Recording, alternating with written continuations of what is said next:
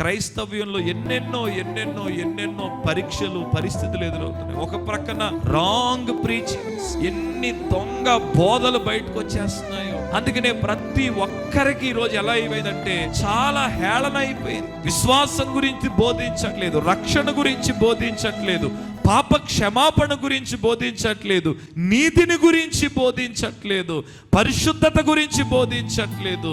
కేవలం అక్కడ ప్రజలు ఎక్కువ మంది ఉన్నారు అనుకోండి, అక్కడ ఏది జరిగినా కరెక్ట్ అనుకుంటున్నారు. ప్రజలు ఎక్కువ ఉంటే అక్కడ నిలబడిన వ్యక్తి ఏది చెప్పినా అది సత్యం అనుకుంటున్నారు.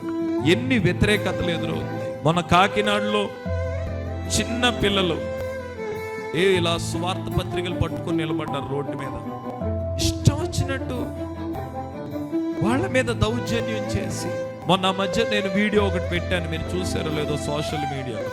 నేను క్రైస్తవ్యంలో ఉన్నవాడు నన్ను విమర్శించినా నేను ఓపిక పడతాను కానండి, మతోన్మాదులు ఎవరైనా సరే నా హృదయాన్ని గాయపరిచే స్థాయిలో ప్రవర్తిస్తే చాలా కోప్పడిపోతాను.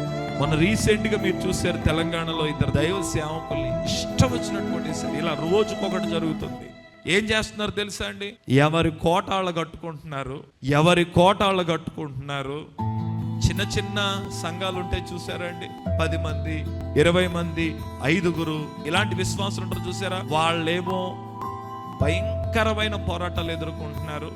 ఇలాంటి చిన్న సేవకులందరూ పెద్ద సేవకులకి భక్తులుగా మారిపోవాలి. పెద్ద సేవకులు కోట్లు కట్టుకుని ఉండిపోవాలి. మనలాంటి వాళ్ళు మాట్లాడినా మన స్వరం ఎక్కువగా వెళ్దు. మాట్లాడగలిగే వాళ్ళు అందరూ మాట్లాడకుండా మౌనం అయిపోతున్నారు. మరి దానికి దేనికి కారణమో నాకు తెలియదు. ఎందుకు ఈ మాట నేను చెప్తున్నాను?